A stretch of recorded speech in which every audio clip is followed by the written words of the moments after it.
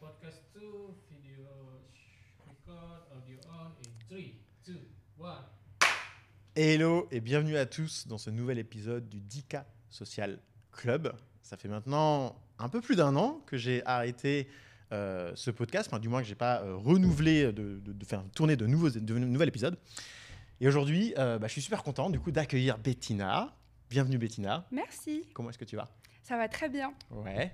Nickel.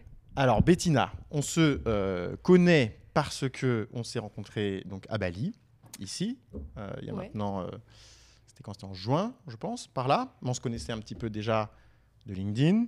Ouais. On va revenir un peu sur comment ça a démarré notre histoire, notre aventure, ainsi de suite. Avant ça, est-ce que tu peux nous dire qui t'es ? Alors moi je suis Bettina, je suis officiellement, parce que je me suis auto-déclarée la Queen Bee de LinkedIn. Queen Bee LinkedIn. Donc J'adore. j'accompagne des CEO en gros à créer du contenu sur LinkedIn. Donc je l'écris pour eux, pour qu'ils en fait génèrent du lead et fassent x2 au moins sur leur CA minimum. Ok. Et puis je suis aussi coach un peu business LinkedIn chez des freelance solopreneurs qui ont besoin de se lancer sur le réseau pour trouver du client et aller exploser sur le réseau, quoi. Ok.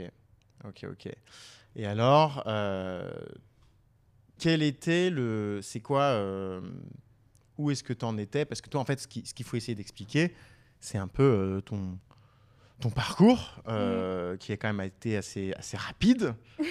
Moi, je vois que, tu vois, j'ai dû bosser chez Google, Shopify, faire des conférences, galérer, relancer des boîtes et ainsi de suite. Et à côté de ça, toi, tu t'es lancé sur quoi dans l'entrepreneuriat il y a combien de temps ? 2021, janvier 2021. Ouais. Petite freelance, tu sais, genre je suis arrivée, moi j'ai commencé en étant rédactrice web. Ok. Et dans ma tête, freelance, c'était, tu sais, sur des plateformes de rédacteurs où t'es payé genre 13 centimes le mot, 150 € l'article de blog et genre t'es méga stylé, tu vois. Ok. Et puis j'ai commencé janvier 2021. En fait, j'ai démarré parce que j'avais le projet déjà d'aller habiter à l'étranger. Ouais. À l'époque avec d'ailleurs mon ex, Ouais. qu'on embrasse, ou pas. Et en fait, j'étais en intérim à côté, donc j'avais vraiment genre un espèce de petit boulot en plus. Le freelancing, je le voyais comme un truc alimentaire. Et je m'étais dit, je démarrerai un gros truc une fois que je serai installée là-bas. Ouais. Il s'avère que je suis jamais partie. Ok. Et que du coup, le freelancing a vraiment commencé à devenir quelque chose chez moi 1 an et demi après. Tu peux bouger ton... Ouais, mets-le sur ta petite table. Hop. Désolé. Cool. Donc le freelancing a commencé à devenir un truc important chez moi plutôt à partir de mai 2022. Ouais. Il s'est pas passé grand-chose, honnêtement. Ok. J'avais été débauchée sur Malte par une agence web. Ok. Donc toi, tu étais rédactrice. Rédactrice web, donc je faisais du SEO. J'écrivais des Ah, tu articles. faisais du SEO ? Ouais. Oh, c'est marrant, tu vois. Ouais, Je savais mais j'en ai pas fait longtemps parce que ça m'a gonflé. En fait, j'aimais pas le fait que ça me bloque. En fait, moi, le SEO étant créative, devoir écrire en fonction de faut choisir les bons mots-clés parce que et du coup, Ah oui, c'est le point.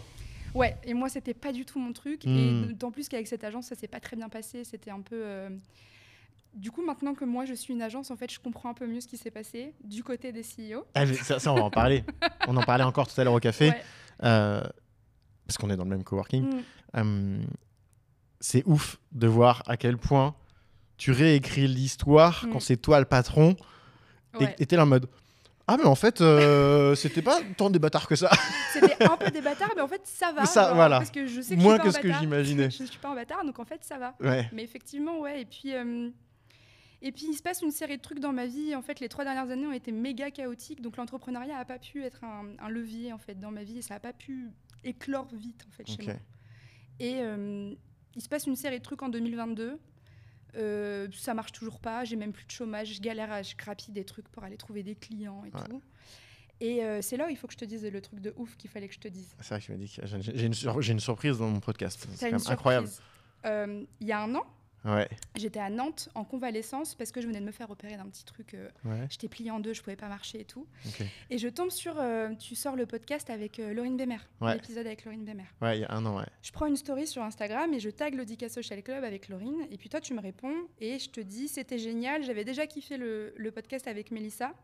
Et je lui dis, grâce à ça, je sais quoi faire, j'explose tout en 2024. Et tu me réponds, pareil, à force de bosser dessus, j'ai tellement appris de trucs, honnêtement, ça pourrait valoir cher ce type de contenu.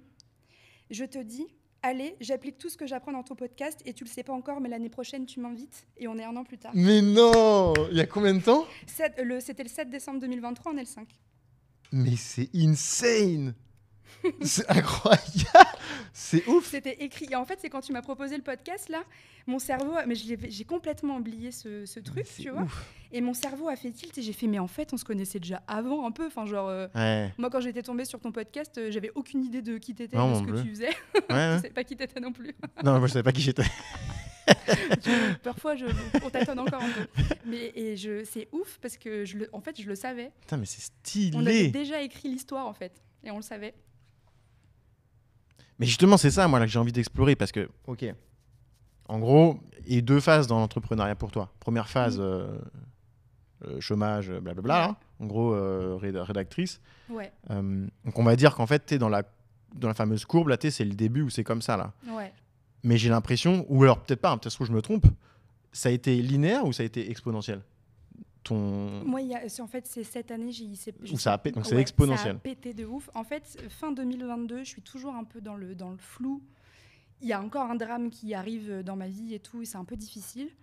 Et je suis dans une coloc en plus où ça se passe mal. Je suis Ouais. encore avec l'agence web qui me traite un peu comme À de la Nantes? merde et tout à Nantes. Je suis en dépression en fait. Ça fait déjà 1 an et demi que je suis en dépression. Et en fait, je pète un câble, je vends tout. Je prends un aller simple pour la Thaïlande et je me casse avec 500 € en poche. Et je faisais à peine 1 000 € de CA, tu vois. Ok. Et à ce moment-là, je me mets à écrire du contenu sur LinkedIn. Pourquoi? Parce que je commence à un peu regarder des contenus. Je tombe sur des gens comme Louis Pile, Mélissa Osmani, Juliette Cadeau, Laurine, pas Thibault Louis encore à l'époque, je crois. Mais tu sais, des gros créateurs comme ça, tu sais, les gros qui avaient commencé en 2021 et qui ont explosé à ce moment-là. Et puis je me dis, tiens, peut-être que ça pourrait m'aider moi à aller choper des contrats, à aller taper des entreprises et tout. Et je me suis dit, ah, mes premiers contenus, putain, c'était nul. Je suis retombée dessus. C'était Ouais. quoi? C'était, je sais même plus. Il y a un moment donné, je crois que mon premier post, c'est genre j'ai fait une pause dans ma vie de freelance, alors qu'en vrai, j'avais pas de vie de freelance, tu vois. Mais bref. Mais je sens qu'il y a un petit truc qui se passe. Et puis en fait, je me suis lancée, ouais, peut-être début janvier ou peut-être décembre 2022. Et au bout de 2 mois, j'ai 2-3 boîtes qui m'appellent et qui me disent, tiens, est-ce que tu fais c'est même pas du ghostwriting qu'on m'a dit, c'est est-ce que tu écris des posts LinkedIn aussi pour les autres? Ah, ok, donc c'est comme ça que. Ouais. Donc, ok. Et moi, je dis bah ouais, alors je l'avais jamais fait. Mais toi, tu postais enfin, tu publiais des posts sur LinkedIn, mais du coup sans CTA clair. Pas de CTA clair, j'avais pas d'offre, je donnais juste des conseils sur la rédaction web, comment écrire. Sur la rédaction web. Rédaction web, j'avais Donc, même pas encore la notion de copywriting à ce moment-là, tu vois. Ok, donc en gros du storytelling, Ouais. comment Ouais. raconter un peu des SEO, histoires. comment est-ce que tu fais pour construire un article de blog et tout. Hmm. Et donc, visiblement, il y a une petite vibe, parce que je commence à avoir des petits messages, à me construire une petite audience, mais je sens qu'il y a un truc qui... Ça bloque, ça va pas, tu vois. Ok. Il y a un truc qui me ressemble pas. Et puis, je rencontre Amandine, que tu coaches aussi, Ah. à Bali au mois d'avril 2023. Ok. Non, tu la rencontres pas à Bali, tu la rencontres en Thaïlande. Je la rencontre en Thaïlande. Comment tu sais ça? Frère, suis un peu là. Je la rencontre en janvier à Bangkok et en fait, et après, on habite ensemble là où je suis encore maintenant, à Bali. Ah, elle était dans cette guest house? Ouais, Ok. on a été voisines pendant 3 mois, c'était génial. Mais change Et au bout d'un moment. Tu sais, Non, je vais me casser, j'en peux plus. ça fait 3 ans que tu te plains de cette guest house. Peut-être. Je vais acheter une villa de toute façon. Ouais. Vous saurez pourquoi. Et Amandine, c'est une des premières qui me dit, meuf, t'as une patte, il y a un truc qui se passe, mais il faut que tu le dévoiles, tu vois. Genre, il y a un truc, il faut que tu fasses du ghostwriting, en fait, t'es douée là-dedans. Mais je sens bien que j'ai un truc. Hmm. Moi, il y a des années, quand j'étais étudiante, j'avais été publiée dans des magazines et tout. Enfin, je sens que il y a un truc que j'identifie Ok. pas, mais il y a un domaine dans lequel C'est une zone de j'excelle génie, plus quoi. ouais, c'est ma zone de génie, mais Et en même temps, c'est très difficile de se dire, parce que tu sais, l'écriture, que ce soit de l'écriture en ligne ou de l'écriture créative, comme écrire des romans, des chroniques, etc., ça reste quelque chose qui est assez élitiste, tu vois. Hmm. T'as le truc faut être un peu Voltaire, faut écrire des grands romans, et c'est un métier qui est difficile, tu vois. Moi, Ouais. dans ma tête, le seul moyen de gagner ma vie avec l'écriture, c'est d'écrire des romans, mais alors c'est le business model le plus éclaté de la Terre. Ouais. Et ça prend encore plus de Du temps que de monter un business, quoi. C'est chiant. Et donc, bref, Amandine me dit ça. Et puis, je rentre en France au mois de juillet. Nouveau drame unlock. Et là, c'est un truc qui me met à terre. Et je sais pas comment, pourquoi, est-ce que ça arrive à ce moment-là. J'investis tout de suite dans la formation de Laurine Bémer et je rentre dans la communauté de Thibault Louis. Et Ok. là, il se passe un truc. Je sens que je suis en train de taper quelque chose. Ok. Je rencontre des gens qui me ressemblent. Je rencontre des gens qui kiffent ce que j'écris. Laurine et moi, il y a une espèce de connexion instantanée, comme si j'avais rencontré, je sais pas, elle devait être sur mon chemin, tu vois. Ouais. Et en fait, je vois tout ce qu'elle nous conseille, je les applique et à chaque fois, je pars un peu virale, je fais des trucs et tout, trop bien. Et là, en fait, ce que je change, c'est que au lieu d'être un peu corporate dans mes contenus, je suis Bettina. Ok, donc tu as un switch en gros full authenticité. J'ai un gros switch full authenticité. Et là, je sens que ça prend et qu'il y a un truc qui se crée un peu autour de moi. Ok. Je pars pas quand je te dis que je pars virale, je fais pas des trucs à 200 000 vues, mais je sens qu'il y a un truc qui se crée et qu'il y a une audience qui se crée. J'ai des petits contrats qui arrivent, machin. J'arrive à ce moment-là, moi, je fais à peine 1 200 € de chiffre d'affaires, je le double en 3 semaines. Et par du ghostwriting. Par du ghostwriting. Donc c'est des gens qui te disent j'aime bien tes posts, est-ce que tu peux écrire les miens? Ouais. J'avais même fait du ghostwriting de newsletter à un moment donné. Okay. Et là, on est en août 2023. Je pars au Maroc avec des potes. Putain, mais c'est ouf, août 2023, donc c'est hier, quoi. Exactement. Je pars 2 mois au Maroc avec des potes. Je suis encore dans un état mental je suis dans un chaos mental qui est... J'ai l'impression que ça va, mais en fait, ça va pas du tout. Ouais. Et décembre, au moment où... Donc, je te raconte ça, là, le podcast. Ouais. Là, moi, je perds tous mes clients, je suis à 0. J'ai plus rien. Aïe, aïe, aïe. J'ai plus de clients. Quand t'étais à Koh Lanta, hein? Non, pas... De Koh quoi? Tao? Non, j'étais à ce moment-là, j'étais rentrée à Nantes. Koh Lanta. Bah, ça va, c'est une île de Thaïlande. Oui, c'est vrai. Je l'ai fait. C'est pas l'émission. J'ai pas Ah oui, parce qu'entre temps, j'ai fait Koh Lanta. Alors... j'ai pas trouvé de niveau d'ailleurs, il est pas là. Et donc, ouais, à ce moment-là, donc cette fin d'année 2023, je suis entre le Maroc et la France, quoi. Il se passe rien, quoi. Il se passe rien. J'ai plus de clients, je sais pas quoi faire. Et pourtant, tu postes sur LinkedIn. Et pourtant, je poste sur LinkedIn, mais j'arrive pas à vendre, j'arrive pas à closer. Et je crois que je suis rentrée dans un bootcamp à ce moment-là. Ouais, en fait, je rentre dans le bootcamp de Valentin Decker qui démarrait en janvier. Et janvier, moi, je décide en fait de repartir en Thaïlande parce que en fait, moi, la France, on en parlera peut-être, mais genre ici, on a trouvé un espèce de paradis incroyable, tu vois. Je pars en janvier et je crois que en 10 jours, je close 5-4 contrats. Ok. Je close 5-4 contrats. Et qu'est-ce qui s'est passé? C'est quoi alors là? C'est l'effet cumulé de tout ce que j'ai mis en place avec ma création de contenu. Et puis janvier aussi. Janvier, le renouveau, les bonnes... Je close notamment, c'est même pas je close, c'est j'ai Laurine Bémer qui m'écrit, qui me dit j'ai besoin d'un ghostwriter et je veux personne d'autre que toi. Okay. Et j'ai d'autres clients qui arrivent, des demandes et tout, et je close 5-4 contrats en 10 jours. Ok. Donc j'arrive en Asie, je suis la reine du monde. Trop et bien. En fait, moi qui me disais les 5K, je vais les faire en 6 mois parce que je suis déjà à 0, et comment est-ce que tu veux que je fasse 5K en moins de temps que ça, parce que j'ai pas les techniques, j'ai pas les clés, je suis une quiche en vente, enfin genre en fait je l'ai fait en 10 jours. Et je me dis, qu'est-ce qu'on fait? Genre, est-ce que là, j'ai un tel objectif et du coup, je reste là? Ou est-ce que j'avance un peu plus? Et en même temps, rester là à 5K, moi, ça me faisait aussi beaucoup de travail et je savais pas ce que j'avais entre les mains. J'ai pas compris parce que ça arrivait tellement vite. Et puis la peur que ça reparte. Ouais, en parce fait, que quand ça vient vite, ça peut repartir vite aussi. Ça peut repartir vite. Et je l'ai vécu plusieurs fois, de me retrouver à 0 du jour au lendemain, d'être là, merde. Je vais manger des cailloux, c'est pas grave. Et donc là, premier step de croissance au mois de janvier. Ok, donc en fait, tu as atteint, si je résume, tu postes sur LinkedIn, tu arrives à trouver ta patte, qui est donc l'authenticité. Ça permet de créer donc, des effets cumulés, de faire parler de toi. À côté de ça, tu intègres des formations, des communautés, donc, ce qui te permet aussi, j'imagine, de connecter avec d'autres entrepreneurs, d'autres solopreneurs. C'est hyper important, ça. Vu que d'une manière générale, on va dire que tu arrives facilement à connecter avec les gens. Donc, il y a ça aussi, je pense que c'est... j'aime pas tant les gens que ça. Ouais, mais je pense que tu as une facilité à connecter, à appeler. Enfin, tu vois, je vois la manière dont on s'est rencontrés. Ça a été très rapidement, viens, on s'appelle, tu vois, alors qu'on ne se connaissait pas. On se connaissait pas du tout, Donc, en fait, tu as joué sur la proximité, que ça soit dans tes posts ou alors sur ta connexion avec les gens, quoi. Mais de toute façon, moi, j'ai fait aucune vente qui n'a pas été basée sur une connexion, en fait, avec quelqu'un. Et c'est tout le cœur du marketing, de toute façon. Tout le cœur de la vente, c'est comment est-ce que tu vas connecter avec la personne.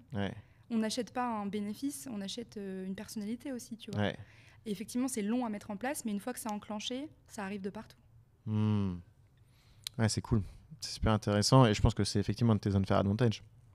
Je sais pas si c'est un unfair advantage.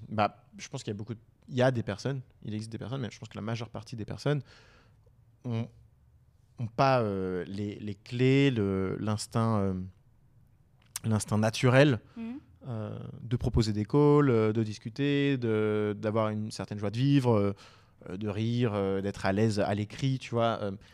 J'ai l'impression que l'authenticité, c'est le mal de notre époque. Ouais, parce C'est dur d'être ouais. authentique aujourd'hui. C'est très dur d'être authentique, d'autant plus qu'être authentique sur un réseau social, c'est super difficile en fait. Ouais. Parce que tu vas aller toucher des inconnus. Et quand tu fais du contenu sur LinkedIn, tu te rends compte à quel point les gens peuvent être cons quand même. Et parfois, tu vas te reprendre des retours de gens que tu connais pas et qui vont aller briser ta confiance, mais genre avec un commentaire, quoi. Ouais. Et puis, tu as aussi, est-ce que être authentique, c'est absolument tout dire sur moi ? Non. Exactement. C'est ça où les gens se trompent. C'est ça où les gens se trompent. Il faut essayer de réfléchir à concrètement ton audience, qu'est-ce qu'elle a besoin de savoir sur ton histoire, et non pas considérer la création de contenu comme étant un psychologue. La création de contenu n'est pas un psychologue, même si parfois ça peut permettre de porter des messages assez forts. Et c'est des trucs que j'ai déjà fait, mais très peu par parcimonie, parce que dans tous les cas, c'est pas un truc que j'ai envie de faire. Moi, je suis leader de personne, je suis leader de moi-même et de mon, à la limite, si, de mon domaine d'activité, tu vois. Et encore. Mais c'est vraiment être authentique, c'est surtout chercher à connecter de la manière la plus éthique et la plus justement authentique possible avec les gens, tu vois. Parce que, et c'est exactement ce que je t'ai dit, parce qu'on en parlera peut-être plus tard, mais je t'ai coaché aussi. Ouais. Et quand je t'ai coaché, je t'ai dit, mais quand tu écris tes contenus, tu écris tes contenus pour le client que tu étais il y a 6 mois, 1 an. Parce qu'en fait, ta cible, c'est ça. Et en général, 80% des entrepreneurs, ils vendent une solution qu'ils ont dû trouver eux-mêmes. Donc, ils écrivent pour la personne qu'ils étaient avant. C'est là où c'est la difficulté, c'est qu'en fait, il faut se rappeler de la situation dans laquelle tu étais à ce moment-là, sauf que c'est compliqué parce que aujourd'hui tu l'as overcome, tu l'as plus cette. Moi j'ai zappé il y a 6 mois alors. Bah oui. Pour moi c'est une autre et c'est ouf à quel point le cerveau il arrive à se dire ah c'est bon, ça c'est la vie que j'ai toujours eue. Bah alors que non non frère, rappelle-toi un peu qui t'était, d'où l'importance de créer de la documentation, de journaler, des vidéos, toi, ce que tu fais sur Instagram. Pourquoi ? Parce qu'en fait après tu retournes en arrière et t'es là oh là là là là, c'était. Ouais. Mais même, tu vois, quand j'ai relu les messages de la toute première conversation. Bah ouais, mais rien que ça, moi j'avais zappé. Moi j'avais zappé total, et en fait, en les réalisant, je me suis un peu revue. Il y a que 1 an, quoi. Il y a que 1 an, et je me souviens exactement où j'étais, ce que je ressentais, comment j'étais. J'étais dans un mal-être horrible. Et là, je me dis, genre, je lis ça, bah demain, du coup, je tourne avec Kélian, et on est à Bali, ça n'a pas de sens. Et genre, en 1 an, c'est ouf ce qui s'est passé, tu vois. Bah alors, raconte-moi, alors, du coup, là, on est au 5000. Raconte donc du coup comment on s'est rencontrés, comment on a commencé à travailler ensemble et qu'est-ce qu'a fait la Bettina que j'ai en face de moi là. Du coup, il me semble on a dû s'appeler la première fois, ça devait être au mois de mars, un truc comme ça. Je pense, ouais. Et c'est parce qu'en fait, t'as fait un contenu où t'expliquais que t'étais en train de créer ta formation, un truc comme ça. Et moi aussi, je créais ma formation, j'étais en train de sur une formation LinkedIn. J'étais un peu dans... je vais niquer cette idée reçue tout de suite. Dans le je veux du revenu passif, ça va être génial. Ouais. Ça n'existe pas. Désolée de vous le dire, mais ça n'existe pas. Faut vraiment qu'on... Arrêtez. On est en train de créer des monstres. On est en train de créer des... Arrêtez de parler de revenus... Alors, ça, si, en fait, ça existe, mais attention à la définition de passif. Non, mais t'es toujours obligé d'être dans des lancements, en fait. Voilà. Mais sauf que le mot... En fait, qu'est-ce que ça veut dire passif ? C'est ça le problème. C'est qu'on utilise passif alors qu'on ne sait même pas ce que ça veut dire. Non, mais en fait, dans la tête des gens, là, de ce que je comprends, moi, passif, c'est genre, je vais créer un produit, et puis je vais envoyer le lien, et tous les jours, je vais avoir de l'argent sur mon compte bancaire. Exactement. Non. Parce que ton produit il va s'épuiser. Pourquoi ? Parce qu'on est en 2024 et qu'entre ChatGPT et Canva et LinkedIn, ton produit il est obsolète en 3 semaines de toute façon. Et que ton audience va aussi se lasser. Tu es obligé d'être dans le renouvellement permanent. C'est le propre de l'entrepreneuriat. Donc déjà, le revenu passif, mais ça crée des monstres. C'est fini. On a créé des monstres. Ça crée des monstres. C'est pareil. Moi, quand j'ai atteint les 5K, j'étais là, c'est super parce que j'ai les 5K, j'ai pas beaucoup de clients, mais du coup, au niveau travail, ça va, j'ai pas beaucoup bossé. Non, donc c'est comme ça jusqu'à la fin de ma vie. Et... Non, c'est impossible. Ah non. Tu feras jamais 5K sans bosser, sans avoir des phases d'intensité de travail. Parce qu'en plus, ces 5K-là, il faut penser à l'avenir. C'est ton taf d'entrepreneur parce que ces 5000, ils sont le résultat d'un travail que tu as fait en amont. Donc, si jamais tu te contentes de ces 5000-là sans faire un travail pour penser au futur, il va arriver un moment où, dans le futur, tu n'as pas fait le travail en amont, donc tu perds ses clients, donc tu te retrouves à nu. Non, mais tu n'as plus rien. Et puis, tu sais, en fait, on en avait parlé, mais tu as 2 types de freelance, en fait. Tu sais, tu as le freelance entrepreneur et tu as le freelance qui, lui, en fait, n'a pas envie de faire des trucs comme qui paient des fous comme nous, quoi. Et, et donc, eux, effectivement, ils ont... Et puis ça peut être dans des industries, genre, tu sais, justement, des product managers, etc., dans des industries où ils sont sur des missions long terme, tu vois. Tout se passe par le réseau. Mais c'est ça la base. En fait, nous, on n'est pas des freelances, on est des solopreneurs. En fait, c'est ça. C'est ça. Parce qu'un freelance, c'est ça. C'est quelqu'un que tu mets sur une mission avec une tâche donnée et qui n'est pas en train de développer un business. C'est ça. Mais du coup, le problème, c'est qu'un freelance, donc de cette définition-là, maintenant, avec tout ce qu'il lit sur LinkedIn, et on fait partie du problème parce qu'on le dit, c'est notre marketing, bah, ça se dit que je vais bosser 2 heures par jour et je vais faire 5K tranquille, quoi. Ouais. Non, ça n'existe pas. Mais alors, qu'est-ce qui s'est passé alors après ces 5K? Donc après ces 5K, donc on s'appelle, et moi, j'arrive au Bali. Bah, la première fois qu'on s'est vu IRL, c'est le jour de mon anniversaire. Ah, trop de symboles. Il y a trop de symboles. C'est ça me fait peur parfois. Putain, Ah, je me rappelle où c'était. C'était le petit Varung, là, avec... Non, c'était pas une pizzeria. C'était mon Ah, oui, anniversaire quand même. c'était... On allait pas Ah dans- oui, ouais, pardon. Ouais. Et on avait fait l'Osteria, ouais, exact. Ouais. Après, on avait fait d'autres restos, d'autres bars aussi. Mmh. Bref.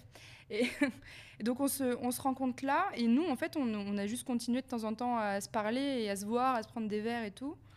Et tu me parles pas tout de suite de ton coaching. Enfin, je sais pas. En fait, le fit est juste d'abord humain. Ouais, En fait. ouais. On devient un pote, de toute façon.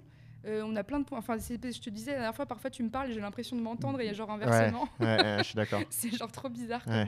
C'est trop bizarre, mais ça veut dire que bah, du coup, plus t'avances et plus tu t'entoures de gens qui te ressemblent. Donc, C'est beau. et en fait, le premier truc qui se passe, c'est que toi, tu me demandes un coaching. Ok. Et parce que tu as besoin d'aide Pour LinkedIn. Pour LinkedIn, Exactement. parce C'est que bon, je me tu as rappelle. besoin de t'améliorer dans ton copywriting, Ouais. etc. Et t'es quelqu'un qui adore le coaching aussi, tu vois. Ouais, moi je Quelqu'un consomme très tout le temps du coaching. Le coaching, c'est Partout. le meilleur truc ever. Ouais, une fois que t'as compris le truc, Oui. t'es là en mode pourquoi je me fais chier à Non, lire. mais grave. Explique-moi comment tu fais. Oui, et puis, non, mais grave. Genre, donne-moi la méthode, et puis après, Mais voilà. ouais. Et puis, par contre, je mets aussi un warning, parce que moi, j'en ai vu des clients qui étaient là, oui, moi, je prends un coaching, je sois rentabilisé et tout, etc. Mais non, Un coaching, c'est pour le 1% du truc que t'as pas vu, mais Ouais. qui va régler les 99% restants. exactement. Que vous le répétez pas trop non Ouais. plus. Genre, de toute façon, un coach n'est pas là pour vous sauver, c'est à vous de faire le taf. Ouais. Donc, Ouais, je suis d'accord. et donc, je te fais ce coaching, et on parle jamais de prix, en fait, au départ. Ouais, Et on avait déjà parlé un petit peu de mes tarots, comment je me débrouillais pour me ouais. vendre, Je m'étais etc. déjà plusieurs fois foutu de ta gueule. Et à chaque fois, tu m'énervais. Ouais. Chose qui était totalement débile parce que moi-même je devais payer Oui. ton coaching quoi. Tu devais payer mon coaching, mais du coup j'étais là, bah lui il sait bien que en fait je me souviens m'être dit, mais en fait j'ai envie de le faire payer plus cher, mais il connaît mes tarots, je suis con parce que je lui ai Bah donné oui. avant, tu vois. Du coup, Et moi je j'étais en train de l'époque, payer le tarot initial et en train de te dire c'est con hein, j'aurais pu te payer beaucoup plus. complètement con la Certo, bref. Et je crois que je te donne mon tarot à l'heure et t'exploses de rire Ouais. et tu me traites de moldu et ça me vénère. Ah, c'est ça. Ouais, je me rappelle. C'est quand j'ai dit ouais, t'étais une moldue. Mais en fait, t'as dû remarquer sur les 6 derniers mois, là, il y a eu plusieurs fois où tu m'as dit, genre, tu m'as fait un peu comprendre, genre, peut-être que tu le feras pas parce que t'es pas capable, et ça m'a vénère et je l'ai fait en 2 fois mieux. Bah le lancement dernièrement là. Ah putain, ouais. Mais le lancement c'est dans 10 jours. Pourquoi t'es pas capable? Bah, d'accord. C'est parti. Ouais. Et donc, on a démarré comme ça au mois de juin, quoi. Ouais. Parce qu'en fait, je te disais que j'ai toujours eu un espèce de... Moi, j'ai su à 25 ans ce que je voulais faire de ma vie. Ça a Ouais. pris long. Mais parce qu'en même temps, à 18 ans, moi, j'ai jamais compris pourquoi est-ce qu'on demandait à des jeunes de 18 ans de savoir ce qu'ils voulaient faire de Non, leur bah vie. Et genre, puis moi, j'ai un bac L. Alors, les options, elles étaient un peu... C'était soit t'es saltimbanque, soit t'es prof de lettres, quoi. Ouais. J'avais pas envie de faire aucun des deux. Et j'ai toujours eu une espèce de... J'en ai parlé avec ma psy d'ailleurs il n'y a pas longtemps. Cette espèce de sensation que j'étais très différente de la masse et que j'avais une place spéciale dans un truc qui allait être particulier et que j'allais pas faire comme les autres. Mais Ok. j'ai jamais su l'identifier. Et j'ai toujours senti... Moi, je me souviens, c'était ma dernière année d'études. J'ai pas fait de longues études. C'était mon bac plus 3. Et je sais plus, dans une conversation, j'avais une prof qui était derrière moi et je disais, moi de toute façon, je sais pas ce que je veux faire, mais c'est sûr que je vais manager des gens, je vais faire des trucs. Et elle était passée, elle m'avait dit, ah bah oui, non mais toi c'est sûr. T'es une chef. Bah oui, Une chef t'es. je suis une queen, pardon. Une queen. Et mais tu sais, j'avais toujours un peu ce truc de, il y a une pièce qui est du puzzle qui est pas là, que j'ai pas trouvé encore. Ok. J'ai pas trouvé, il y a un truc qui est pas là. Ouais. Il y a un truc qui est en train de brûler, je sais pas ce que c'est. Il y a quelque chose que je dois faire, mais je sais pas ce que c'est. Ouais. Et moi, en fait, je me suis lancée dans le freelancing par hasard parce que j'ai encore une très bonne décision. J'ai arrêté les études m'ont gonflé. J'ai passé 3 années d'études. Ouais. Moi, ça m'a fait chier, en fait. Je Si comprends. j'avais déjà passé 18 ans à l'école, tu m'en rajoutes 3, ça suffit, quoi. Et tout ça pourquoi? Pour pas grand-chose. Et en plus, c'était très cher. C'est mon père, de toute façon, qui a payé, c'est pas grave. Et je lui dois beaucoup d'argent. Il va falloir les rembourser. Il attend. Ouais. Et donc, après le bac plus 3, moi, c'est niet, je fais pas de master. Ok. Et on est en 2019 à ce Ouais. moment-là. Et du coup, je me dis pas de master, je vais essayer de trouver des boulots. Et au pire, je me prends une année sabbatique, on a le temps, tu vois. Ouais. Bah, en fait, je me prends 6 mois parce qu'il y a le Covid qui arrive. Ok. Et on se retrouve confinés. Et t'étais où à ce moment-là? J'étais à Nantes dans mon tout premier appartement, un tout petit appartement. Et Attends, en mais fait, c'est quoi le lien avec... Pourquoi on est parti à Nantes, là? j'allais te dire que je t'ai expliqué pourquoi je trouvais pas ma place. Ah, voilà, ok, d'accord. Donc, il y a Pardon, autant pour moi. Et donc comment je me suis lancée dans le freelancing en Ok. fait. Et qu'en fait, j'ai pas fait exprès de me lancer dans le freelancing. Hmm. Et donc Covid, moi j'ai un peu ce FOMO de voir qu'il y a plein de gens qui sont en études ou des gens qui sont diplômés et qui ont beaucoup de diplômes. Et moi j'ai fait des études en communication et marketing. Et à l'époque, et je sais pas si c'est encore pareil maintenant, mais tu sais, c'est un peu genre, nous on veut un bac +5 avec 15 ans d'expérience mais qui a 23 ans genre. Ouais. Et vous faites le boulot de 12 personnes. Donc je sens bien que je vais pas trouver de taf. Ouais. Et j'ai un peu ce FOMO, je me dis merde, je vais faire quoi de ma vie? En plus, on est en pleine crise sanitaire, je suis toute seule, genre j'angoisse vite. Je postule à une école de journalisme à Paris, Ok. je suis prise, 15 000 €, je dis non, c'est mort. Non, ça pique. C'est mort. Et je tombe par hasard sur le métier de rédacteur web. Ok. Et sauf que pour moi, c'est un métier que tu fais que en free, tu vois. Donc je m'inscris sur une plateforme, je me forme, et c'est sur les plateformes justement où tu es payé. Donc je me suis lancée sans faire exprès. Et alors, est-ce que c'est un truc peut-être que j'ai cherché ou est-ce que c'est vraiment le destin? En tout cas, c'est ça qui m'a lancée, tu vois. Et c'est là où plus les années ont passé et plus je me suis sentie à ma place. Ouais. Et là, genre, par exemple, là, c'est ma place. Ok. Là, c'est bon. Et ça m'a pris des années, quoi. Mais alors, qu'est-ce qui a fait qu'après après les 5000, donc du coup, qu'est-ce qui a fait après notre rencontre qui a fait la personne que j'ai en face de moi? Parce que je vois bien, depuis les 6 mois que je fais les 5K, que je suis pas au bout de mon potentiel. Je le ressens de ouf. Je le ressens parce que j'ai des clients qui me le disent. Je le ressens parce que je vois bien les retours de mon audience aussi. Ouais. Et je suis en train d'assumer doucement que j'ai envie de plus et que j'ai envie de faire gros. Ok. Et que j'ai pas envie d'en rester à ce truc de freelance un peu exécutante, tu vois. Et donc, en fait, je prends ton coaching parce que j'ai besoin d'aller chercher... moi, à la base, ce que je veux... ce qu'on n'a pas encore vraiment fait, mais l'idée de départ, quand je prends ton coaching, c'est de se dire, bah, je vais garder j'avais 3-4 clients en ghostwriting à l'époque, je crois. Ouais. Et je veux atteindre les 10K grâce à une offre de coaching high ticket. Et c'est pas du tout ce qui se passe. C'est souvent comme ça, de toute façon. On a fait complètement le contraire. Ouais. Qu'est-ce qui se passe? Parce que moi, je sais, donc du coup, mais alors, qu'est-ce qui... Donc, tu viens avec cette idée-là. Sauf que, dès la première séance de coaching, en fait, il y a un truc qui saute aux yeux, c'est ton agence. Enfin, c'est pas ton... Justement, à l'époque, on ne savait pas. Mais il y a un... En fait, je me rends bien compte que si je veux développer le coaching, il va falloir que j'ai plus de temps. Parce que, 3, 4, peut-être 5 clients en ghostwriting, je sais plus, mais j'ai une grosse charge de travail toute seule. Je suis beaucoup dans la production et je me rends compte que du coup, ça me permet pas, moi, à côté, d'aller développer ce coaching-là et d'aller me concentrer sur d'autres projets. Ouais. Je suis solo.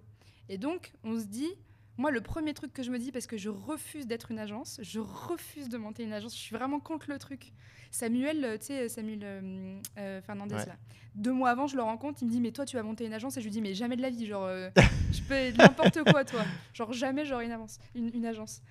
Et tu m'as amené vers le truc en disant, non, mais il faut juste que tu délègues un peu la production, et là, tu auras plus de temps. Et moi, je me dis, je délègue la production. Mais je suis pas une agence, je délègue la production. Je suis pas une agence du tout. Ouais. Je suis contre cette idée. Mais genre pour moi c'est un no-go parce que j'ai eu plein de mauvaises expériences avec des agences. Pour moi les agences c'est aussi des gens qui payent des ghostwriters vraiment pas cher et qui les font travailler beaucoup trop pour pas grand chose. Et donc hors de question que je sois à la tête d'une agence comme ça qui respecte pas... ça ferait rire quelqu'un si... bref. Qui respecte pas ses ghostwriters, tu vois, et qui les paye au lance-pierre. Donc pour moi c'est hors de question. Et au final, qu'est-ce qui se passe sur les mois d'après, donc les premiers mois du coaching? En fait, ça devient... ça devient... J'ai limite pas le choix, en fait, de le faire. J'ai pas le choix de monter cette agence, parce qu'en plus, je suis déjà à 4-5 clients, j'en ai 3 autres que je signe derrière au mois d'août. Bah oui, parce qu'en fait, faut le dire aussi, c'était quoi ton objectif à la signature? Day one 10K. Ouais, donc tu avais comme objectif 10K. Ouais. On s'était donné combien de temps pour le faire? 2 mois et je l'ai fait en 3 semaines. Ouais, allez hop, ciao. Au revoir.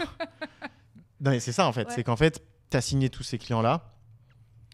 On s'est dit, bon, le coaching à étiquette, peut-être falloir déjà... Enfin, il y a quand même un éléphant dans la pièce. Ouais, on en parle ou pas là? Parce qu'il y a quand même... Il y a un truc qui prend trop de place et moi qui me prend aussi beaucoup d'énergie.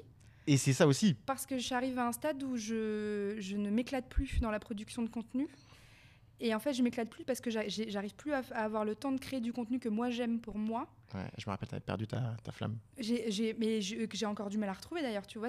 En fait, cette flamme de créativité, si tu l'entretiens pas, elle est dure à retrouver. Ça va mieux, mais tu vois, je perds ma flamme, j'ai du mal à écrire du contenu pour moi. J'en peux plus en fait d'écrire des contenus et de trouver des idées et de faire plaisir à Pierre-Paul Jacques, en fait, tu vois. Mais c'est mon travail de ghostwriter, tu vois. Il faut que les clients soient contents, il faut qu'ils soient à l'aise avec les contenus que je leur propose, mais je suis fatiguée, quoi. Et j'ai plus cette vibe créative. Ça me saoule. Mais en même temps, je vois bien que j'ai créé quelque chose qui fait que les gens, j'ai même pas besoin de les convaincre, ils m'ont déjà choisi quand ils prennent un appel avec moi. Ouais, donc j'ai une opportunité en or et ce serait trop con de passer à côté, en fait. Ouais. J'ai créé quelque chose que je contrôle même pas, qui me dépasse. Et on m'écrit genre, tu vois, j'ai été la ghostwriter de l'agence de Juliette Cadeau. Comme Laurine, elle m'a dit, c'est toi que je veux. Il n'y avait pas d'option, tu vois. Un des derniers clients que j'ai signé en septembre, c'est pareil. Il m'a dit, je sais que tu es la gosse de Laurine, moi c'est une amie à moi. Je travaille avec toi, avec personne d'autre. Encore une fois, c'est ta proximité. Ouais. Et ta personne, c'est vraiment ton advantage. Parfois. Franchement, un downside. Hein. Forcément un downside. Ouais. Ok, donc alors, à ce moment-là, tu pars sur l'idée d'une agence. C'était quoi les difficultés? Comment tu les as surmontées? Et qu'est-ce que tu en retiens? Le truc le moins difficile, mais qu'en fait, du coup, finalement, ça s'avère être une erreur, c'est que j'ai vite trouvé un ghostwriter pour m'aider. Et en fait, j'avais pas imaginé à quel point ça allait être difficile d'intégrer quelqu'un avec moi, parce qu'en fait, il faut vomir son cerveau pour que la personne comprenne ce qui se passe dans ta tête. Il faut aussi faire avec les exigences du marché et les exigences des freelances, tu vois. Et du coup, je rentre dans un rôle de chef d'entreprise qui, je pense, ne me correspond pas parce que je suis une créative. Il s'avère qu'en fait, je suis autant une chef d'entreprise qu'une créative, parce que je suis très douée dans ce que je fais aussi pour aller vendre, aller chercher de la vente, aller trouver des prospects. Et je reçois des demandes de gens qui veulent bosser avec moi toutes les semaines, tu vois. Mais moi, dans ma tête, je suis pas une entrepreneuse, je suis qu'une créative et je fais que des trucs qui me font chier. Mettre des process en place, embaucher quelqu'un, faire des calls pour former. Encore former, ça va, parce que je pense que je suis aussi une bonne coach, tu vois. Oui, j'imagine que oui. Et ça, c'est peut-être le seul truc. Mais du coup...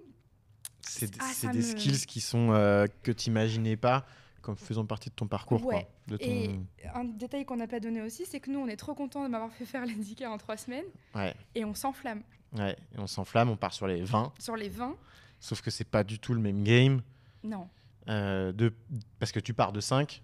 D'arriver à 10, c'est génial, c'est déjà x2. Mais refaire x2 pour arriver à 20, il y a un travail, et c'est ça qu'il faut comprendre, c'est que quand tu scales, chaque étape correspond à une identité. Ouais. Et donc l'identité de doubler ses résultats n'est pas la même que de le quadrupler. Parce que recruter effectivement un ghostwriter comme tu as pu le faire, ou une ghostwriteuse comme tu as pu le faire, c'est une nouvelle identité parce que déjà, comme tu le dis, tu dois être patron, process, former, diriger, vendre, et ainsi de suite. Par contre, arriver au 20K, là, c'est processisé, c'est équipe. Tu doubles les effectifs et tu... C'est stress aussi, gérer le stress. Donc, du coup, ça veut dire ta vie personnelle, tu dois réussir à la moduler pour encaisser toute cette charge. Et donc, Et surtout que c'est un truc que j'étayerai pas trop encore parce que un peu difficile à aborder comme sujet, mais ce scale-là arrive dans un moment de ma vie. Toi, tu as les détails, mais c'est encore plus le chaos que les 3 dernières années. Je me prends une claque de ouf et en fait, à l'intérieur, ça boue. Mais j'ai pas le temps de me concentrer là-dessus parce que je me cache derrière le travail, tout simplement. Je me cache derrière le taf parce que j'ai pas envie de penser à ça.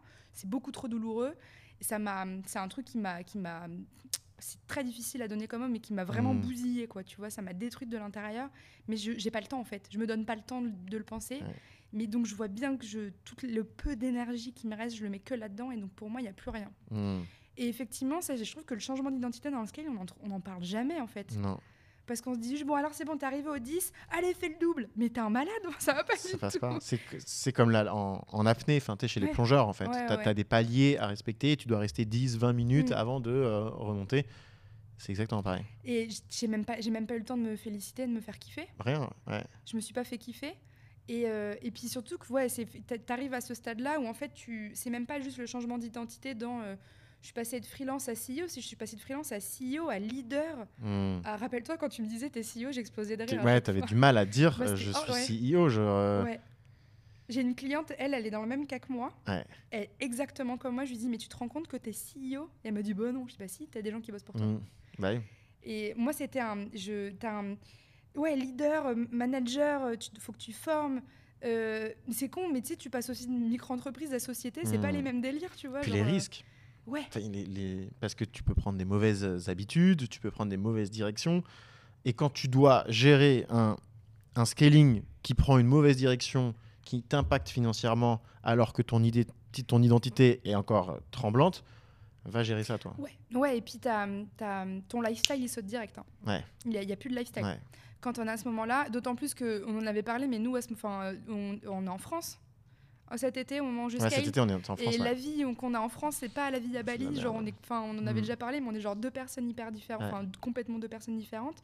Et moi, quand je suis en France, je suis là 2-3 mois dans l'année. En fait, t'es rattaché à ton identité d'avant encore, même. D'avant Bali. Donc ouais. Et puis, tu peux pas, mis à part te parler à toi ou à quelques potes de mon entrepreneur de mon réseau, quand je parle à ma famille ou à mes proches, et c'est absolument pas un reproche, mais il y a des problématiques dont je leur en parle pas parce qu'ils sauront pas m'aider, tu vois. Ou juste ils vont me réconforter un petit peu et juste me dire ah ouais, ça doit être dur, j'imagine et tout. Mais il y aura rien de concret. Il y a une solitude du solopreneur qui est pourtant dans le nom. Et nous on est là, non, on va être plein. Non, pas du tout. T'es vraiment seul quand t'es solopreneur. En fait, t'es seul et tu comprends plus qui t'es. Et puis c'est dans un environnement aussi qui est pas bon pour moi parce que je suis dans un chaos total. Mais je sens bien que je suis quand même sur la bonne voie, quoi. Mais effectivement, 3/4 des séances que je fais avec toi, je pleure. Mais ça va, on s'en sort bien. Ça va, on s'en sort. La dernière, j'ai pas pleuré, par exemple. Mais c'est assez intense. C'est très intense, mais je sens que j'ai mis le doigt sur un truc. Et que même si j'ai pas envie de m'identifier en tant que CEO, même si j'ai du mal avec tu vois, là j'apprends à vendre vraiment genre la vraie vente. C'est pas genre je t'envoie un petit lien et tu me payes, tu vois. Là c'est genre t'as des calls de vente avec des gens qui attendent quelque chose de toi et toi t'es là. Du coup c'est 3 000 €. Ils sont là. Tu me payes Tu veux pas acheter Allez, s'il te plaît. Allez. Un jour je vais faire un call, je vais crier achète, je vais tester. Ouais. Les gens par peur ils vont. D'accord. Oui, non mais tiens, prends mon dame aussi, oui. Ouais. Et ouais, non, en fait c'est quoi là, t'as trop de compétences à apprendre tout d'un coup. Et nous, notre trait toxique, c'est qu'on s'enflamme très vite et qu'on est tellement passionné par ce qu'on fait, on aime tellement ce qu'on fait et l'énergie dans laquelle ça nous met. Parce que c'est passionnant. Et puis c'est ça qui est fou. Ouais. C'est pas une... C'est difficile à expliquer vu de l'extérieur quand tu vis pas ça. On peut avoir l'impression de l'extérieur qu'on frôle le burn-out, que physiquement on a des cernes, qu'on se met à pleurer, qu'on ne sait plus qui on est, même dans nos décisions, qu'on est extrême, je veux fermer ma boîte, ah non en fait tout va bien, enfin voilà, up and down. Mais en réalité c'est quelque chose qui est génial, tu vois, il y a une sorte de feu intérieur où tu es Et je pense que tu le raccordes en fait à qui on est dans notre passé, les sacrifices qu'on a dû faire, tous les moments terribles de notre life. Et là, on est là en mode putain, c'est ma revanche, c'est maintenant, je suis en train de la vivre, quoi. Mais pour avoir parlé à plein d'entrepreneurs les entrepreneurs sont des gens qui ont une revanche à prendre sur la vie, qui est ouf. Et en fait, tu le vois dans leur storytelling. Mais il y a tous un truc qui nous a trigger et après un enchaînement d'événements qui a fait qu'on allait plus loin, tu vois. Mais effectivement, c'est hyper passionnant et d'autant plus qu'on était autant à fond l'un que l'autre parce que en dehors d'être coach et cliente, on est potes aussi et tu vois, genre on était dans une espèce de bulle et de dynamique où vas-y, on y va, tu vois. Puis tu me parlais de ta boîte aussi, j'étais là, vas-y mec, go, c'est trop cool et tout, genre viens, fais ça, tu me posais des questions pour améliorer ton coaching, j'étais là, tu devrais faire ça, machin. Parce qu'en fait, le truc, c'est que pendant qu'on avait notre coaching, j'étais moi-même en scaling. J'étais en plein scaling. Tu vois, genre, donc du coup, moi aussi de mon côté, j'étais là en mode il y a trop d'argent partout, qu'est-ce qui se passe? T'étais au début de tes récits de coaching en plus. Mais oui. Donc il y avait tellement d'énergie. Et puis en plus, t'es à Bali, donc les gens autour de toi, ils sont tous dans le même délire. Et donc, comme on était dans la même énergie, on a eu cette même transformation en même temps. Et en même temps, on s'est donné de l'argent aussi, tu vois, c'était plutôt sympa. Bah, du coup, tous les deux, on s'est mis dans un truc où, tu sais, genre, il y en a un qui était là, go, ok, go, et on y va, tu vois. Mais ça m'a grillé. Donc, ce qu'on a fait, c'est qu'on a ralenti. Ouais. Donc, du coup. Et donc là, même, on continue à travailler ensemble et on a même Mhm. mis des objectifs, cette fois-ci beaucoup plus adultes. On en devient des adultes dans nos Des objectifs. adultes. Parce que maintenant, justement, on a mis en priorité donc, ton lifestyle, vraiment les process. Voilà, maintenant qu'on a atteint tout ça, il s'agit là maintenant de sécuriser l'ensemble. Ouais. C'est même pas tant sécuriser l'ensemble, parce que je pense que tu vois, rien que là, cette semaine, c'est un chaos total. Hmm. C'est un chaos total. J'ai fait une erreur et c'est un chaos total. Je me retrouve avec mon agence sur le dos et je suis là, ok. Et ce qui fait que là, c'est bien, que c'est une bonne chose, c'est que je ne sais pas ce qui s'est passé. J'ai pris une confiance en moi qui m'a... Mais je comprends... J'ai même pas fait de Kundalini, tu vois, pour Ouais. l'instant. Ouais. Je me suis révélée là, sur les dernières semaines, parce que du coup, on décide de continuer en septembre. Moi, octobre, je t'écris et je te dis, en fait, je vais faire ma boîte, j'en peux plus, quoi. Ouais. Je suis au bout du rouleau. J'ouvre l'ordinateur, je suis en crise d'angoisse. Ça, je me rappelle. J'arrive Plus à travailler, plus quoi. à bosser, en fait. J'arrive pas à écrire une ligne. Moi, j'ai toujours ce projet d'écrire des romans, tu vois, quand même, qui est toujours là. J'ai rien écrit pour moi depuis des mois. J'arrive pas à écrire mes contenus. Et pourtant, l'agence... mais c'est ça, l'agence d'ailleurs, qui était fonctionne. bizarre, d'ailleurs, comme identité, c'est que tu te retrouves à ne plus devoir travailler. Ouais. T'arrives pas à travailler, mais parce que t'as pas besoin. Et pourtant, c'était ça que la situation en fait, qui était ouais. cocasse. Tu vois, genre... Cocasse. Merci Jean-Michel, 57 ans. Et en fait, c'est que je me retrouve presque à plus travailler, ou du moins à moins bosser. C'est que du coup, j'ai une petite équipe, enfin une équipe, on était 2 et les gens dans ma tête. Donc effectivement, Ouais. là, je suis CEO d'une multinationale, mais ça se parle là-haut. Ouais. Mais je fais ce que j'ai à faire, ça me prend 2-3 heures par jour, tu vois. Mais en fait, je suis sursollicitée quand même. Je suis sursollicitée en permanence, j'ai envie de vendre du coaching. Et je sens que je suis pas dans une dynamique qui me correspond, tu vois. Et pourtant, je bosse moins, mais je pète un câble. Je suis fatiguée, en fait. Je suis fatiguée parce qu'aussi, il y a ce passage à Nantes qui est difficile, personnellement. Ouais. J'arrive en septembre à Bali, je suis toute seule et je me prends une vague dans la tronche. Mais je suis pas sortie de mon lit, de ma chambre, du moins le premier mois, tu vois. Parce qu'en fait, j'étais épuisée et je savais pas quoi faire du chaos qui était là. Et j'ai juste pris des vacances, en fait. Donc parfois, quand vous êtes fatigué, genre prenez des vacances. Prenez des vacances. Allez vous reposer. Et là, tu vois, on est reparti. Et ce qui m'a remis dans une dynamique, c'est le lancement. Ouais. Qui était ouf. Ouais, c'était intense. C'était génial. C'était une expérience à part entière. Quoi. J'ai kiffé. C'était trop cool. Ouais. C'était un truc que je voulais faire dans l'année. Et j'avais mis ça de côté parce que agence, etc. Et putain, c'était trop cool, quoi. Il n'y a rien de mieux que de se mettre des deadlines hyper serrés pour aller faire des trucs et d'aller chercher du résultat. Et des résultats où tu te dépasses et tu te dis mais c'est impossible. Genre, tu vois une montagne et puis quand je dis résultat, c'est pas chiffre d'affaires. Hein, c'est parce que là, j'ai pas vendu. J'ai vendu pour 3 000 € de formation, tu vois, sur un produit à 297. Et la plupart des clients ont acheté avec un code promo. Donc c'est pas... Moi, c'est le résultat financier, je m'en fous. Même si au début, j'étais là... J'avais un truc d'ego en me disant, putain, ça fait quand même 2 ans que je suis en train de construire une audience. Là, tout le monde me dit que je suis géniale. Si je fais pas de vente, ça va me faire chier. Il y a forcément l'ego qui joue. Ouais, ça m'aurait fait chier. Je pense que j'en aurais voulu à mon audience, peut-être. Ouais. Mais bon. Et le résultat, c'est que là, je me suis créé une arme de destruction massive pour aller... je vais retourner le marché en 2025. Ouais. C'est certain. Il y a ça, il y a l'agence. Et l'agence, ouais. T'as toutes tes armes qui sont... Parce que l'agence, quand tu analyses et les gens que j'ai accompagnés, les gens que j'ai dans mon pipe, là, je suis en train d'accompagner tous les plus gros entrepreneurs de ces dernières années, quoi. Insane. Donc, ouais. Et alors, c'est quoi alors là ta vie en ce moment et qu'est-ce qu'on peut te souhaiter là pour les prochains mois? Comment est-ce que tu vois les choses maintenant? Comment je vois les choses? Je veux devenir l'agence numéro 1 de création de contenu LinkedIn d'ici l'année prochaine. Ouais. Parce qu'il n'y a pas de raison. Parce qu'il n'y a pas un monde qui existe dans lequel tu n'y arrives pas. Dans aucun monde, je n'y arrive pas. Ouais.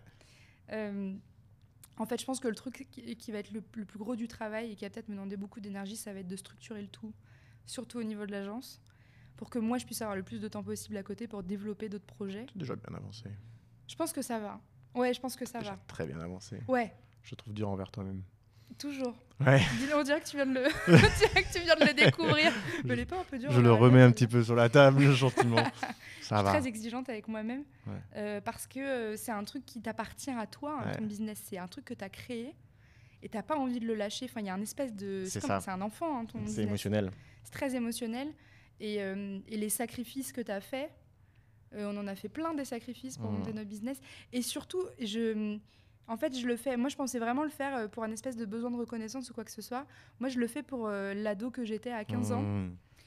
Parce que j'étais différente et que je me sentais mal et que je ne savais pas où j'allais. Et je suis toujours hyper émue quand j'y pense parce que je l'ai réalisé il n'y a pas longtemps. Et j'avais des gros rêves, tu vois. Moi, je pensais dans ma tête, j'allais voyager, j'allais vivre à l'étranger, j'allais gagner beaucoup d'argent. Et du coup, la Bettina de 15 ans, elle peut me regarder en disant j'ai 27 ans, genre la vie que j'ai maintenant, elle est pas normale. J'ai la vie de quelqu'un qui est dans le business depuis presque peut-être 20 ans, tu vois. Et bah, j'habite à Bali, j'ai un business qui roule, j'ai plein d'opportunités qui arrivent. Et aussi parce que nous, on est une génération, genre on est dans la bonne génération pour faire des trucs comme ça, c'est génial. On a un peu de la chatte là-dessus. Là-dessus, on est chanceux. Genre l'ère d'Internet, c'est quand même ouf, mais on a su en faire des trucs. Tu vois, on a pris ce qui était là et on en a fait. Mais ouais, genre de vraiment avoir ce business qui, comme j'ai eu quand j'ai pris ma semaine de vacances, si moi je me barre 10 jours, ça roule. Que ça tourne. Ouais. Et que toi-même tu sois capable, si tu as envie de faire beaucoup de cash d'un coup, hop, un lancement. Ouais. Bah, je peux le faire, ça, c'est bon. Ouais. C'est coché aussi. Coché. Ça, c'est méga coché. Vendre du high ticket, c'est coché. Faire du contenu, retourner Internet le avec sport, mon la contenu, danse. Ouais, la danse. Je crois que c'est ça un peu qui m'a donné confiance aussi. Parce que c'est pas une danse genre je t'apprends à danser en boîte. C'est de la danse un peu. C'est de la danse, ouais. Sympa quoi. Ouais. Comment on avait appelé ça, la serpillière. La serpillière. Et après tu m'as dit bon, c'était pas vraiment une serpillière là. Non. C'est cool ce truc là. C'est cool. Mais en fait le truc c'est que Bali te donne, t'as accès à un lifestyle qui est assez luxueux pour pas grand chose. Ouais. Et puis les concepts, t'as beaucoup de concepts. Tu vois, comme ce truc là, je sais pas si ça existe à Nantes par exemple. Je suis pas sûre. J'ai pas vu. Où je m'étais pas intéressée, mais aussi parce qu'il n'y a qu'à Bali que j'ai réussi à m'entourer de gens comme là on a notre petit groupe de potes et tout, où on se donne... Fanny a lancé son produit parce que c'est moi qui lui ai donné l'impulsion, tu vois, et elle l'a fait en même temps que moi, mais parce qu'il y a une espèce d'énergie qui se transmet entre nous, où putain, toi t'es là-dessus, je vais peut-être le faire aussi, tu vois, ouais putain t'as fait 2 ventes mais t'es génial, et du coup tu te pousses en fait vers le haut, et c'est je pense que le succès d'un entrepreneur, c'est à la fois son entourage et l'environnement dans lequel il évolue de toute façon. Je pense que c'est un des premiers facteurs. Ouais. Regarde, nous, on s'est rencontrés par le physique et c'est comme ça que ça a démarré. Est-ce que ça aurait été la même expérience ? Oh, oui, tu vois, j'ai quand même on a des coachings, tu vois, où à distance, ça le fait également. C'est juste que c'est pas la même expérience. Tu vois. Non, c'est pas la même expérience et ouais, je sais pas. Mais je trouve ça ouf. Enfin, genre, je nous revois il y a 6 mois. Ouais. Ça n'a rien à voir, quoi. J'ai pas le même coach, t'as pas la même cliente. On n'est pas les mêmes personnes. Mais c'est vrai que là, en plus, le faire en physique, effectivement, c'est différent. C'est trop bien. Et c'est trop bien. Si on devait terminer sur... on essaie de terminer sur des conseils que tu pourrais donner à des entrepreneurs qui veulent scale.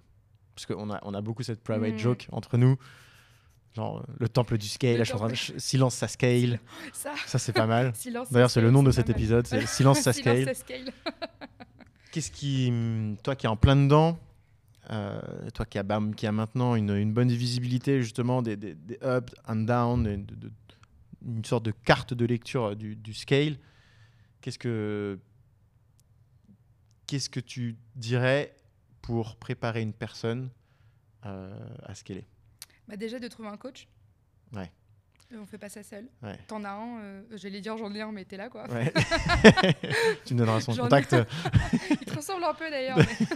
Mais, se faire accompagner en fait. Ouais. Parce que c'est pas que t'as vite fait de prendre les mauvaises décisions, mais je pense pas qu'il y a des mauvaises décisions en fait. Dans tous les cas, au pire, si t'as fait l'erreur, c'est rattrapable. Il y a rien d'irrattrapable, mais d'avoir quelqu'un qui parfois va te donner... Moi, je crois que la seule séance où ça m'a vénère avec toi, c'est quand tu m'as donné des conseils sur ma création de contenu et t'avais raison. Parce que j'étais là, mais d'où il est dans ma zone de génie, il se prend pour qui ? C'est moi qui fais du contenu, c'est pas lui. Mais parce que j'avais tellement la tête dedans que je voyais plus en fait. Et donc il y a le 1% en fait qui va te bloquer, ça va t'enlever ce petit caillou là et qui va aller régler le problème, les 99% restants. Ça c'est hyper important. Je pense que se construire un lifestyle qui te permet d'avoir du temps pour toi, c'est super important aussi. Là, tu vois, je vais au sport tous les jours, j'ai la danse. Le soir, j'essaye de finir à une heure raisonnable, tu vois. Ouais. Même si j'ai vite fait de tirer sur la corde ou tu sais, Être genre. discipliné sur ton quotidien. En fait, c'est quand vous faites votre planning dans la semaine, vous mettez d'abord les moments pour vous et après votre taf, il se met autour, tu vois. Et c'est marrant parce que je pense que c'est un peu chacun aussi sa manière. Moi, je suis d'accord sur le fait qu'il faut organiser son agenda. Après, moi, tu vois, moi, j'agis beaucoup en période de scale, genre que des choses que j'aime pas en fait. Tu vois, mon agenda est rempli que de choses que j'aime pas.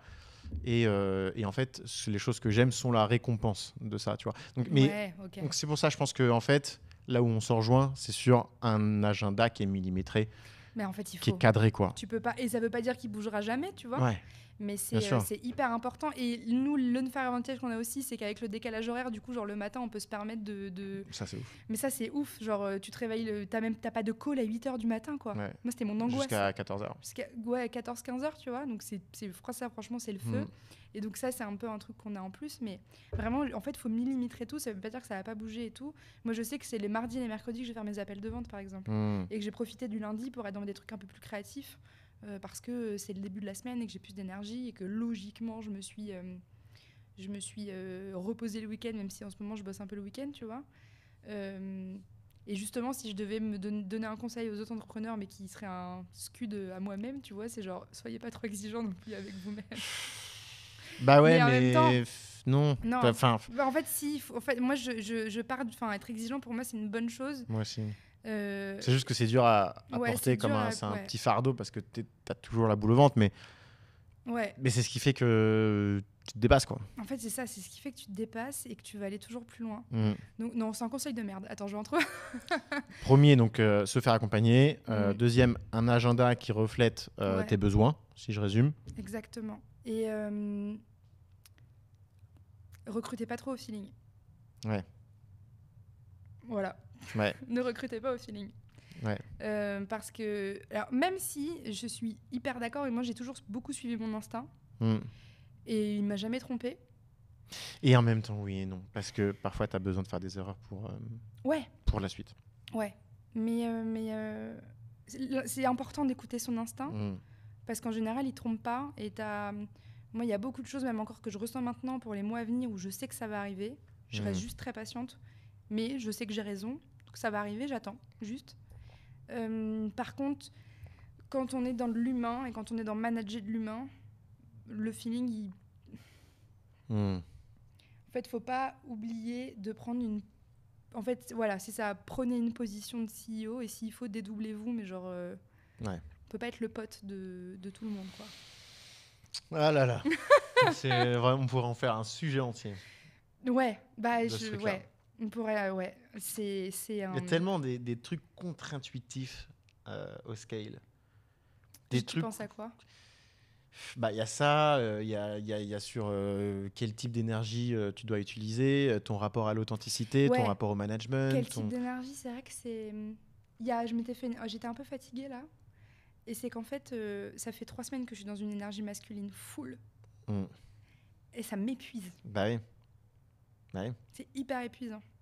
Et je sais pas comment on fait pour trouver la bascule. Bah là, tu l'as trouvé, c'est la danse. Ouais, je pense. La danse, passer du temps avec les nanas, avec les filles, vous faire du temps ensemble. C'est vrai qu'il y a beaucoup de trucs contre-intuitifs, tu vois. En fait, il faut faire attention entre le... Parce que moi, je me souviens d'un truc que tu m'avais dit qui était un bon conseil, mais c'est pas parce que tu as eu des mauvais patrons que tu es obligé de devenir ce genre de patron. Tu peux être le patron que tu veux être. Très bien. Mais je l'ai trop appliqué à la lettre. Mais c'est parce qu'en fait, de toute façon, tu apprends et tu te rends pas compte de... En fait, je pense que tant que t'es pas dedans, il faut faire une connerie à un moment donné dans un recrutement pour comprendre. Même pas une.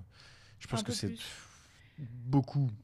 Je pense que tu vois, la vertu de l'échec, c'est que ça te fait comprendre émotionnellement et que ça te fait rentrer dans l'inconscient, dans ton inconscient. Et ce qui fait que par la suite, ton flair et ce qu'on appelle l'instinct, le sixième sens, va se développer. Et après, tu auras des trucs, tu vas être là en mode, lui, je le sens pas. Tu sais pas pourquoi tu le sens pas. Mais c'est parce qu'en fait, derrière, avant, tu t'es tapé là les... C'est l'intuition, c'est comme la créativité, c'est un muscle qui se travaille. Ouais, mais malheureusement, l'intuition, la seule manière de travailler l'intuition, c'est de faire des conneries. Déjà de prendre des décisions qui sont osées, en prenant le risque, soit que ce soit une connerie, soit que ce soit un succès. Mais dans tous les cas, c'est tu as développé ton intuition. Et donc, tu deviens un meilleur entrepreneur. Mais de toute façon, sur 10 décisions que tu prends, risquées, parce que tout est Ouais. un risque dans le business, mais c'est ça qui est kiffant, moi, je trouve. Mais c'est ça qui Tu sais, tu prends est une génial. décision, t'es là, C'est un genre, vrai Ça risque. se trouve, ça va pas du tout On marcher. n'est mais pas c'est là trop pour bien. avoir une vie normale. Quoi, Bah tu non, vois. sinon on Vas-y, serait avec Micheline à la machine à café. Mais, Ouais. sur 10 décisions que tu vas prendre, il y en a juste une qui va te faire atteindre les objectifs peut-être que tu t'étais fixé. Mais même pas juste faire atteindre les objectifs, qui va pouvoir potentiellement te faire t'ouvrir des portes que tu n'avais pas vues ou que tu n'avais pas imaginées. Ouais. Donc de toute façon, prendre des risques, c'est quotidien, tu vois. C'est là où tu dois avoir une gestion émotionnelle. Et c'est là aussi c'est intéressant parce que tu vois la gestion émotionnelle, donc du coup apprendre à gérer ses émotions, donc ses up, ses down, ses moments de colère, de tristesse, de larmes, ça aussi ça s'apprend justement avec le temps. Et c'est pour ça que on peut pas, et je pense que je comprends pas comment font les gens qui ont une hyper croissance trop rapide. Tu vois, parce que là, on l'a vu en passant de 5 à 10, voire 15, tu vois, à 15-20. Il y a tellement de choses que ton corps a besoin d'attendre pour vraiment comprendre ce qui se passe. Mais même ton esprit, parce que tu es toi là, et il y a ton ancien toi à droite et tu as ton nouveau toi à gauche. Ouais. Et en fait, tu as encore le cul entre deux chaises. Ouais. Et tu es en train de te pencher vers le nouveau, parce que tu changes d'identité, mais tu as le dernier qui te retient encore, parce que tu as encore plein de schémas que tu n'as pas cassés. Ouais. Donc je pense qu'en fait, le meilleur conseil, ça reste de se faire accompagner et surtout d'essayer d'aller comprendre ces schémas Ouais. et d'aller casser ces vieux schémas. Et ça va au-delà de ces schémas entrepreneuriaux ou de carrière, c'est ces schémas perso aussi. Parce que Ouais. de toute façon, le business et la vie perso, c'est la même C'est chose. la même chose. Vous êtes la même personne, c'est exactement la même chose. Et t'es obligé. Donc là, en fait, aller voir un psy, quoi. Franchement, t'es obligé. Je pense que c'est bien de faire coaching et psy en même temps. Hein. Ben, c'est ce que je fais. Et en vrai, je capte des schémas et je capte. Alors, il y a des trucs qui sont assez douloureux que tu captes. Surtout que nous, on est une génération aussi. On est en train aussi de cacher des schémas assez familiaux, tu vois. Il y a un truc qui s'appelle les traumas intergénérationnels ou intra, je sais plus comment on dit. Et en fait, c'est des trucs ça va de génération en génération, tu vois. Si tu remontes juste à la génération de nos grands-parents, c'est des gens qui ont connu la guerre, donc qui ont élevé des enfants après, donc qui n'ont pas travaillé là-dessus, parce que voilà. Et donc des parents qui ont gardé ça dans une société qui n'avait rien à voir avec la nôtre. Ouais, je Et comprends. qui nous ont retransmis ça. Et du coup, nous, j'ai vraiment la sensation en parlant. Alors, est-ce que c'est parce qu'on est dans une bulle aussi? Parce que nous, on a l'impression que notre vie, c'est la normalité, alors qu'en fait, on est 1% de... C'est clair. On est un petit 1%. C'est que j'ai vraiment la sensation qu'on est un peu cette génération où on va essayer de casser ces schémas, justement, parce qu'on ne veut pas les répéter. Mais que du coup, tu vas grandir. Enfin, la personne que j'étais l'année dernière n'a rien à voir avec la personne que je suis maintenant. Ouais. C'est un travail qui est super important à faire, d'aller casser ces vieux schémas. Parce que si on répète en fait ce qu'on faisait déjà dans un autre contexte, ça peut pas marcher. Et c'est là où c'est intéressant du coup de savoir que plus tu as cette capacité à travailler sur toi-même de base, on parle pas de scaling, on parle pas de un petit peu d'entrepreneuriat parce que j'ai l'impression que perso, le développement personnel, voilà, mais que ça soit développement personnel genre le bonheur ou alors le business, mais d'une manière générale, apprendre à s'améliorer, à se remettre en question. Apprendre de nouvelles compétences, à voir ce qui ne va pas chez soi, à admettre qu'on a des défaillances et qu'on veut travailler dessus. Ça, en fait, c'est un terreau fertile pour justement le et puis, le on business n'est pas en et le train de dire scaling. qu'il faut travailler sur tous ses défauts et ses traumas et tout. Et des fois, il y a des traumas que tu régleras jamais et c'est comme ça, tu vois. Et il y a des triggers que tu as chez toi et qui disparaîtront pas. Mais je pense que rien que d'en avoir conscience, c'est déjà un pas énorme. C'est ouf. Et de te dire, là, en fait, hier, j'ai réagi comme ça avec cette personne-là parce que... En fait, c'est un amplificateur. C'est ça, en fait. Quand tu scales, c'est une amplification de toutes tes zones d'ombre actuelles. Ouais. C'est-à-dire que quand tu es à moins de... quand tu es à 5-10K, ça va. Tu vois, tu peux avoir des zones d'ombre. Tu peux faire avec. Juste, tu es là en mode, hop, je regarde pas ça, je regarde pas ça, tu vois, tout va bien.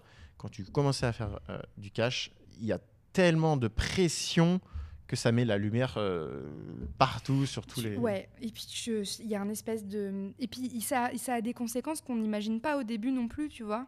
Parce que toi, tu commences à être une autre personne. Et en fait, il y a une rupture à un moment donné avec les gens qui t'entourent aussi. C'est vrai. Il y a une grosse rupture. C'est terrible ce truc. On en a beaucoup parlé, c'est arrivé dans plein de conversations. Et c'est pas que je veux plus être... Enfin, j'adore mes amis, tu vois. Enfin, genre, j'adore être avec eux. Mais je suis obligée de pas être la même personne. Et avec mes potes et avec ma famille, parfois. Parce qu'il y a des choses où on se comprendra plus. Mm.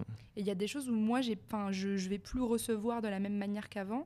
Et eux, la conversation, à un moment donné, va s'arrêter parce que ça va Ouais. bloquer, tu vois. Et des gens, t'en perds beaucoup en route. Et, T'en ouais, perds il beaucoup. y a des ruptures amicales qui sont directes ou indirectes. C'est-à-dire que Ouais. oui, cette personne-là, je l'ai perdue parce qu'on s'est fight, parce qu'en fait, voilà. Vraiment. Et il y a des personnes, juste, tu les perds de vue. Un peu comme le gif d'Homer Ouais. Simpson. Là. C'est qu'il rentre dans son vice. T'étais là en mode, il est où? Il était là il y a 2 secondes. Bah, quoi. Mais ouais, c'est beaucoup. Et puis tu rentres pas en... Si, un peu en rupture aussi avec ta famille, tu vois, parce que Ouais, je crois que t'es comme moi, mais moi, j'ai pas d'entrepreneur dans ma famille. Il y a Non. que moi qui fais ça. non. Et donc forcément, tu sais qu'en plus, on est dans un monde où l'entrepreneuriat, il est un peu... même pas glorifié, c'est tout le contraire. C'est, tu sais, genre, on a beaucoup de préjugés sur ce qu'on fait, sur les trucs qu'on met en place, etc. Et donc, ouais, en fait, tu mets un masque, quoi. Ouais. T'es la personne qu'ils ont connue Ça, et c'est tu terrible. restes cette personne-là et bah tu serres les dents pendant les semaines où t'es Et avec en même temps, eux ce et- masque-là, il est présent dans tout. Parce Mm. que tu parles à tes équipes, tu as une sorte de masque. Tu parles à un client, tu as une sorte de masque. Tu te regardes dans le miroir, toi, tu te prétends à toi-même que tu sais ce que tu fais, Ouais. alors qu'au fond, tu es là. Tu vois. Ah, mais c'est génial, elle a monté son agence. Oui, mais elle pleurait ce matin dans sa douche. Et mais non, mais c'est puis même avec tes équipes, tu vois, genre t'as ton équipe qui te regarde comme ça, genre oh, il sait tout sur tout, c'est génial. Toi à l'intérieur, t'es là, oh, je viens de leur dire un truc, je sais même pas si c'est vrai. J'ai demandé à ChatGPT il y a 30 secondes et il sait mieux que moi ce bâtard. On va couper d'ailleurs ce moment-là pour ne pas dévoiler les secrets. En fait, la personne qui gère ma boîte, c'est ChatGPT. Voilà. C'est tout. Ça va Voilà. arriver bientôt, je pense. Mais ouais, il y a ouais, en fait, c'est ça. Moi, je trouve qu'on n'en parle jamais. Et c'est cool qu'on aborde le sujet. C'est le changement d'identité. Il est global dans tout. Ouais. Il intervient dans tout. Et il y a parfois, tu es là et tu te dis, ben, je comprends pas. Et tu es obligé un peu tu sais, de regarder un peu la big picture et de te dire, c'est moi. Ouais. Et c'est stylé. D'où parfois. l'importance du journaling. Oui, Pour réaliser, pour mettre à place ses pensées. ouais. Puis trouve un truc qui se fait kiffer, quoi. Mm. À faire dans la semaine. Genre, tu as ton rendez-vous à toi. Et, mais nous, en même temps, on va loin. On est à Bali, donc on peut faire tellement de trucs. Bah, aller à Ubud, voilà, c'est à 1 heure. Pour aller nettoyer un petit peu tes chakras, Ouais, manger des graines et puis et revenir à Canggu pour bosser. pour bosser. Putain, Ouais. quelle vie difficile on mène. Petit massage à 6 Oh là là. €, putain. Il est tellement quotidien C'est mon vrai, quoi. massage. Mm. Cool, merci Bettina pour cet échange qui était trop cool. Avec plaisir, c'est cool.